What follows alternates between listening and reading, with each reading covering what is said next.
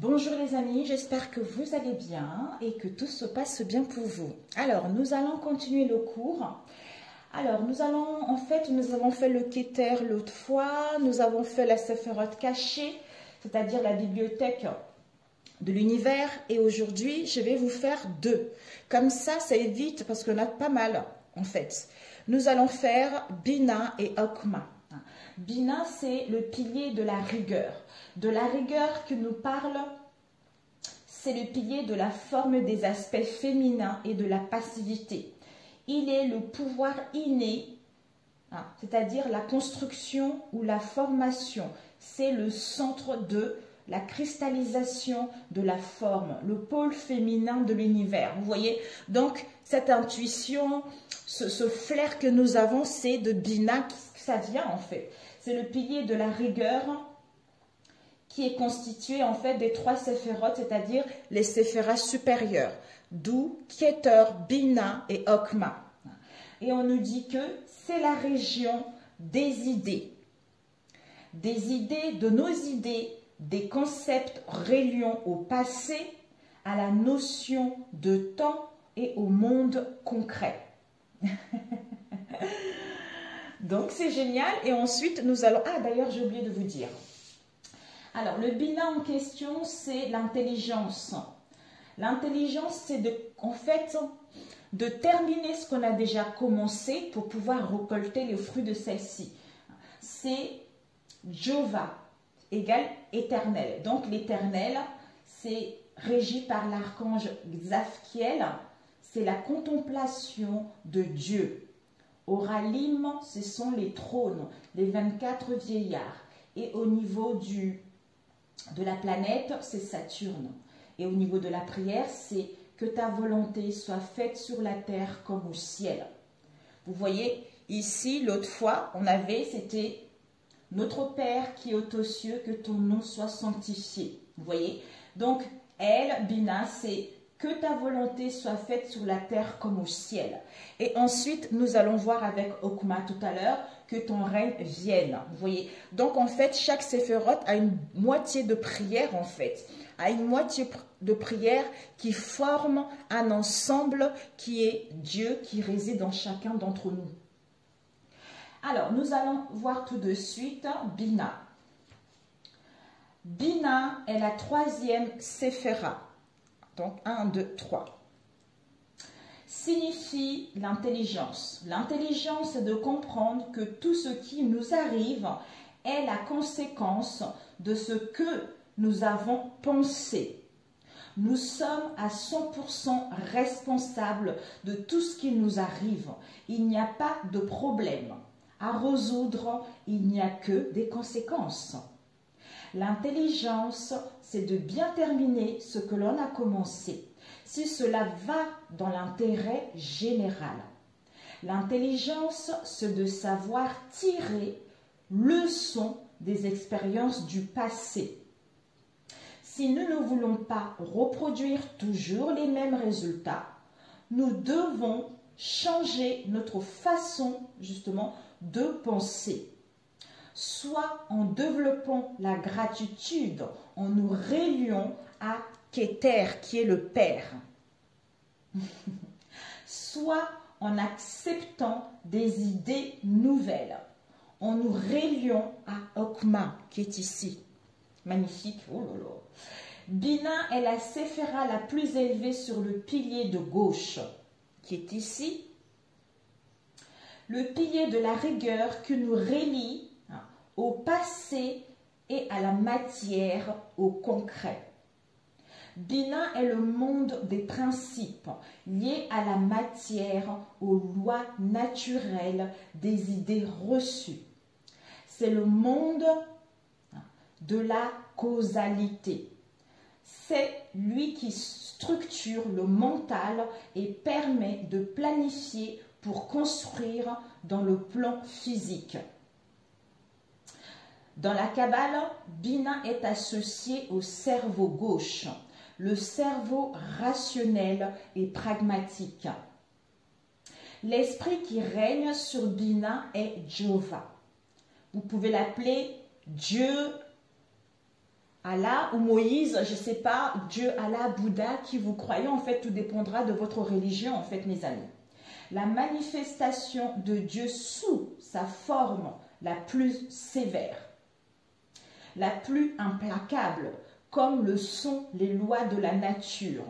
C'est Jéhovah qu'invoquait Moïse pour créer une nouvelle religion. L'époque demandait de la rigueur et de la discipline pour pouvoir obéir à Dieu. Il fallait le craindre. Jéhovah est accompagné de 24 esprits qui sont les 12 esprits du zodiaque dans leur polarité masculine et les 12 esprits du zodiaque dans leur polarité féminine. Ce sont les Aralim, c'est-à-dire les lions. Ils sont appelés aussi les 24 vieillards ou encore trônes dans l'Apocalypse selon Saint Jean. Ce sont eux qui fixent le second du premier, inspirent de chaque naissance qui détermine la destinée, mes amis, la destinée de chacun. Un instant, mes amis, je vais prendre mes autres lunettes parce que ceux-là sont un peu... j'arrive. Revoici, les amis. J'ai deux lunettes, ceux normaux et ceux progressives. Donc, seul celui qui cultive la gratitude ou arrive à élever sa conscience en ne suivant pas le dictat de son ego peut la modifier. Le chiffre de 24 est celui des bâtonnets de l'appareil de Golgi, situé dans l'oreille interne qui assure l'équilibre physique. Bina est la séphéra qui apporte la stabilité dans le plan physique, reflet d'une stabilité intérieure. Si on parvient à un certain équilibre intérieur et que l'on veut le maintenir, on peut prononcer 3 fois la formule suivante. Stable, fils de stable, conçu et engendré dans le territoire de la stabilité. Le territoire de la stabilité, c'est Bina. C'est magnifique. Pour pouvoir dépasser les idées reçues, les anciennes programmations, notre ancien système de croyances qui nous apporte toujours les mêmes résultats, mais qui nous donne des points de repère. Pour pouvoir avoir un certain équilibre, nous devons les accepter pour pouvoir les transformer, élargir notre champ de possibilités et vivre plus heureux. Le travail dans Bina, c'est d'accepter les idées du passé pour pouvoir les transformer et de comprendre quelles sont les lois qui régissent le monde. C'est l'archange Zadkiel qui nous aide à cela. Il gouverne une cohorte d'anges que nous appelons aussi Aralim, qui nous donne le courage de dépasser les blocages émotionnels nécessaires. On peut considérer Bina comme un fruit de l'arbre de vie avec son noyau qui correspond à son esprit. Jéhovah, sa chair, sa partie comestible, correspond à son âme et à son écorce clifa, sa partie indigeste qui reçoit toutes les impuretés extérieures provenant de l'attitude non sacrée des êtres humains. Chaque séphéra correspond à un plan de conscience, avec différents degrés, du plus pur au plus dense. La représentation de Bina dans le plan physique est la planète Saturne. La partie lumineuse de Bina correspond à l'influence supérieure de Saturne dans sa pureté. La partie ténébreuse à l'influence altérée de cette planète due aux déformations de la conscience humaine. Vous voyez? Donc, c'est ça en fait. Ce sont des visions erronées, les croyances que la société nous montre, tout ce qu'on a reçu de notre éducation. Donc, en fait, nous avons cette partie, en fait, cette partie ténébreuse, en fait. On ne voit pas la réalité telle qu'elle est, en fait. C'est ça. Alors, quand l'homme s'attache trop à des formes qui ont probablement donné des fruits dans le passé, mais qui sont caduques, archaïques à présent, il est sous l'influence altérée de Saturne et nourrit les régions ténébreuses de Bina qui apportent la cristallisation et la mort. C'est le dogmatisme, mes amis.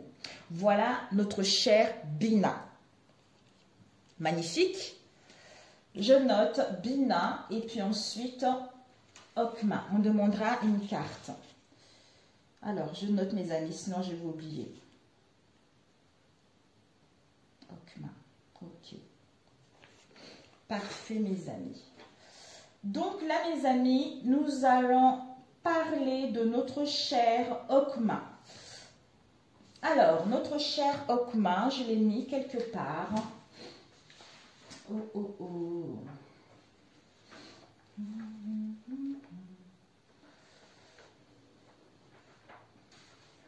Alors, Okma, ok. Okma qui est ici, mes amis, qui est régi par Raziel. C'est le pilier de la miséricorde, hein, qui est en fait le futur. Okma est la région des idées futuristes, abstraites, tournées vers le ciel et l'espace, mes amis. Donc, Okma, c'est la sagesse. Bina, elle, c'est l'intelligence et Okma, c'est la sagesse. Le verbe, le logo. Raziel, c'est le courrier de Dieu. Comme si c'est le messager de Dieu, vous voyez. C'est lui qui transmet des messages. C'est lui qui reçoit des prières pour les transmettre à notre Père. Ophanim, les chérubins, les roues, le zodiaque. C'est la planète Maslow, Uranus. Que ton règne vienne, on a vu tout à l'heure. Donc, Bina, que ta volonté, en fait, Okma, c'est que ton règne vienne, et Bina, c'est que ta volonté soit faite sur la terre comme au ciel.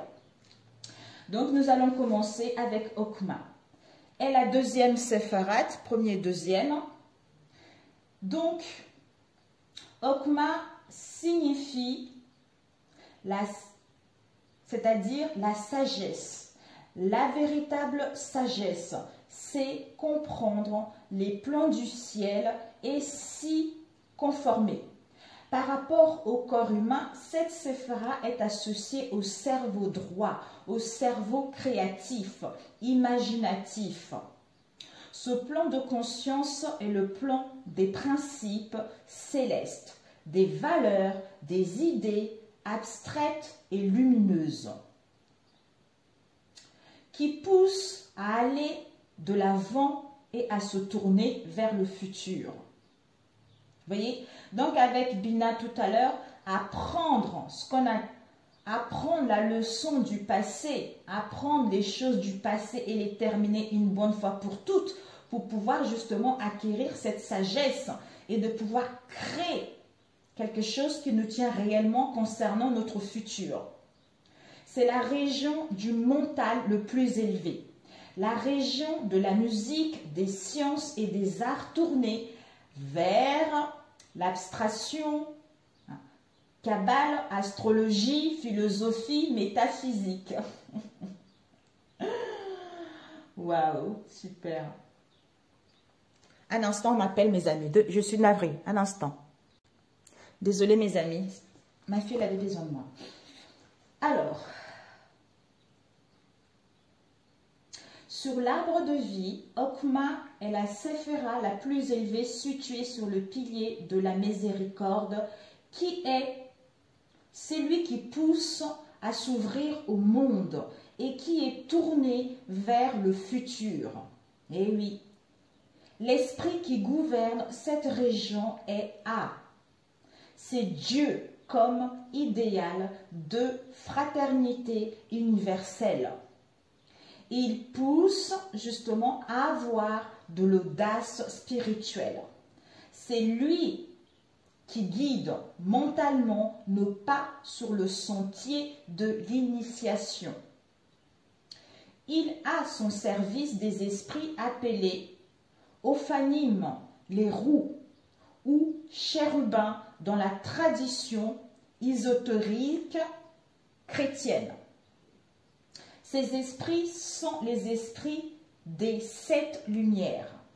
Pour être illuminés, aller très haut mentalement, comprendre les plans du ciel, comprendre ses lois et son architecture, nous devons nous lier consciemment ou inconsciemment à l'archange de Okma, qui est Raziel, comme on l'a vu tout à l'heure. La vertu à intégrer dans Okma est celle d'accepter les nouvelles idées. C'est lui qui aide à acquérir ce don est l'archange Raziel. Il permet d'élever sa pensée vers les plus hauts sommets de l'abstraction, vers les régions les plus lumineuses et d'appréhender mentalement ce qu'il y a de plus subtil et qui correspond au merveilleux devenir de l'humanité. Okma est le monde des possibilités infinies, celui du Dharma.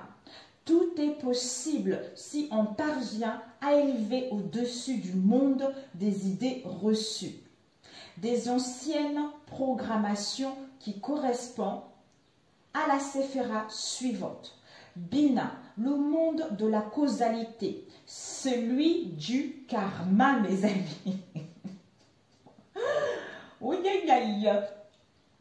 Raziel a sous ses ordres des anges qui sont ses représentants dans le plan émotionnel et que l'on peut aussi appeler Ophanim. Ceux-ci nous apportent leur soutien quand nous avons le désir de développer nos antennes spirituelles et d'accepter de nouvelles idées pour participer à la création d'un monde meilleur. On peut considérer Okma comme un fruit de l'arbre de vie avec son noyau qui correspond à son esprit. Il y a sa chair, sa partie comestible correspond à son âme et à son écorce, Clipha, sa partie indigeste qui reçoit toutes les impuretés extérieures provenant de l'attitude non sacrée des êtres humains. Vous voyez, chaque séphira correspond à un plan de conscience avec différents degrés du plus pur au plus dense. Pour les anciens kabbalistes, la représentation dans le plan physique d'Okma était Messiel étoilé. Le zodiaque Mazou, Lot. Pour les modernes, ce serait à juste titre la planète Uranus. Uranos, le ciel. Chaque séphira correspond à un plan de conscience avec différents degrés. On l'a vu tout à l'heure encore. Ok. La partie lumineuse de Okma correspond à l'influence supérieure d'Uranus dans sa pureté. La partie ténébreuse à l'influence altérée de cette planète due aux déformations de la conscience humaine. Certains veulent utiliser les lois célestes à leur seul profit personnel. Ils s'en servent pour manipuler les autres. Ce sont eux qui nourrissent les parties ténébreuses et inférieures de Okma. Mon Dieu, vous voyez mes amis, c'est ça en fait, vous voyez comme quoi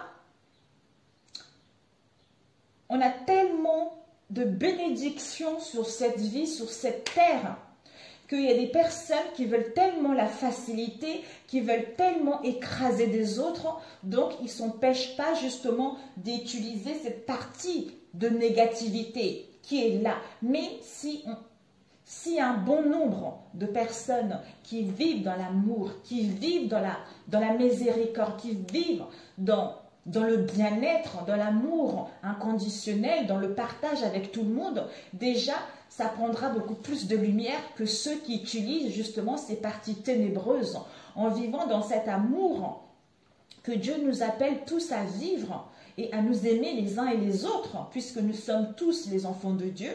Ben à ce moment-là, la lumière prendra la place par rapport à ceux qui utilisent ce genre de moyens qui sont vraiment toxiques, qui sont vraiment nocifs en fait, vous voyez. Donc en fait, c'est là où ça rentre tout ce qui est la cartomancie, disons la magie noire, vous voyez, des incantations, toutes ces choses-là, on prend les énergies, on manipule les énergies. Donc c'est en fait, j'ai tellement appris ces derniers temps,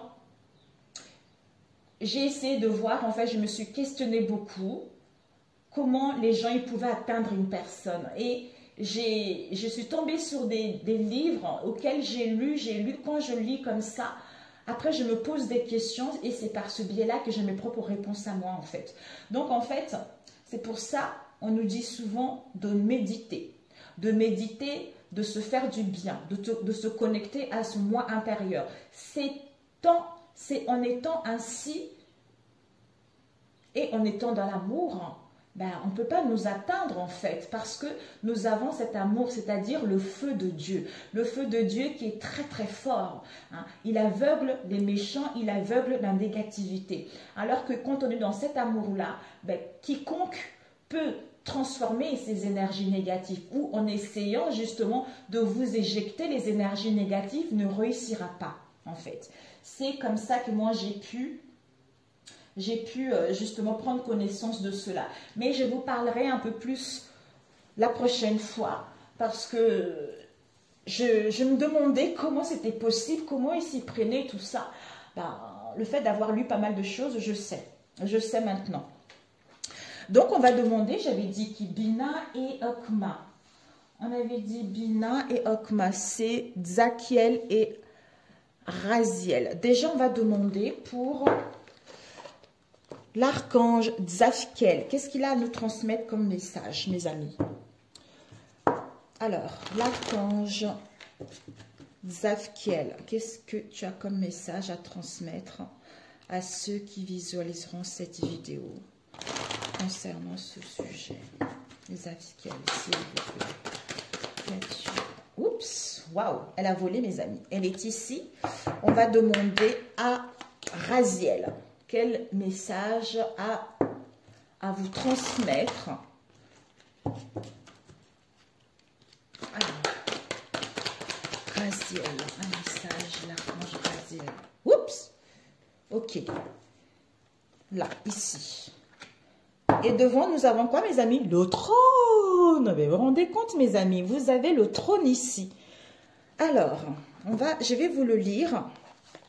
Le trône, mes amis. Alors, magnifique, magnifique le trône, c'est-à-dire gouverne et choisit, trébuche quand la nuit tombe. Le trône permet de prendre de la hauteur et de gouverner, d'étendre son autorité au monde. C'est le symbole du pouvoir suprême et de la royauté. Les 3 marches ici représentent le corps. 1, 2, 3. Le corps, l'âme et l'esprit. Le corps, l'âme et l'esprit. Magnifique. Et nous invite à intégrer ces 3 principes, mes amis. Donc, il faut qu'ils puissent cohabiter un mariage intérieur. Cette carte en divination, elle nous dit de grandes responsabilités pour certains d'entre vous. Soyez raisonnés dans vos prises de décision. Gare à l'exigence et à l'abus du pouvoir, mes amis. Donc, magnifique, je n'ai des frissons. Donc, on avait vu pour l'archange, on va mettre ici, l'archange Bina, non, Zachiel. Zachiel qui nous parle du bouquet, mes amis. Donc, il vous dit le bouquet. Celui qui détient le pouvoir. Vous voyez? Oui. C'est-à-dire, vous connaissez vos racines. Fertilité, passivité, épanouissement, don. Donc, en fait, le don de soi, malgré cette inactivité, mais vous êtes dans un terrain fertile qui va produire des fruits, qui va produire des bénéfices par la suite. Les fleurs s'associent parfaitement au symbole de la jeunesse. Elles ont autant de messages à nous délivrer que de parfums enivrants à partager avec nous. Cependant, cette jeunesse flétrit. La fleur est donc la représentation de l'évolution, du passage des cycles de la vie, de la maturation. Le bouquet d'or sur la carte est connecté au monde spirituel, car non rattaché à la terre par ses racines. Il symbolise donc la réception des énergies intangibles. C'est ce qu'il vous dit, Bina, on a vu tout à l'heure. Zachiel. Elle vous indique le don et la réception, la circulation des énergies. Elle invite également à retrouver vos racines profondes et à tourner vers la médecine douce. Pour certains, peut-être que ça vous parlera. Moi, ça me parle. Ma grand-mère a travaillé avec des plantes. Je n'ai rêvé il y a quelques années, il y a 1 an de ça, j'ai rêvé d'une certaine des feuilles en fait. Des feuilles, en fait, ce qui est étrange, c'est que quand j'étais petite, ma grand-mère, elle me guérissait quand j'étais malade. Elle me guérissait, elle me faisait en fait, elle allait à la forêt, elle prenait des plantes, elle les mixait, et puis elle me faisait boire, tout ça. Donc, tous nos maux, c'était à base des plantes. Et quand je suis arrivée en Europe, ben, écoutez, en France, quand j'étais malade, on me donnait les médicaments, mais ça, je prenais les médicaments, je les jetais tout le temps. Et ma famille ne comprenait pas pourquoi je ne guérissais pas. Il s'avérait qu'un jour, ils sont sortis, aller voir au-dessus du balcon de la fenêtre de notre chambre. Ils ont vu plein de cachets derrière la fenêtre. En fait, jusqu'à présent, j'ai 44 ans, j'ai toujours eu du mal à avaler des médicaments. Vous voyez, j'ai toujours du mal. Et donc là, il y a 1 an, j'avais rêvé d'une certaine plante. Et je voyais que cette plante-là, je la coupais en 2 hein, et je prenais des bains avec. Mais ici en France, je ne sais pas vraiment.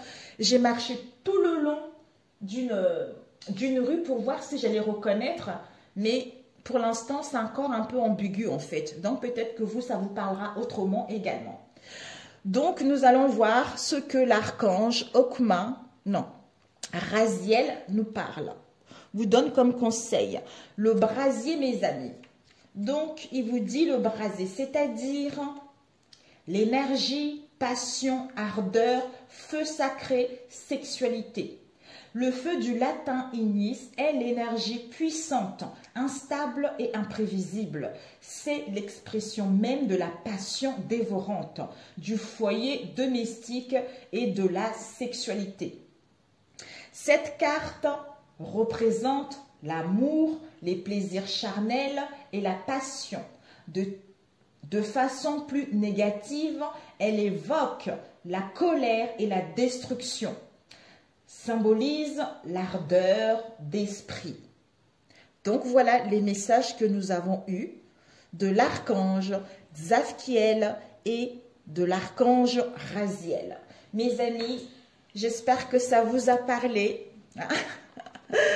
Et puis, là, je vous parlerai de Gébura et de Essai de la première fois. Non, la troisième fois, plutôt la prochaine fois, j'allais dire. Voilà, comme ça, Géboura et Cède, et ensuite on parlera de Tifaret, et on parlera les deux ensemble, et puis les deux ensemble. Ça serait plus simple comme ça.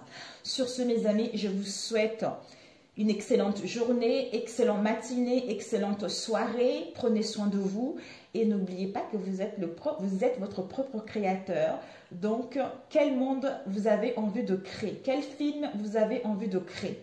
Sur ce, je vous adore et je vous dis à très bientôt. Ciao, ciao!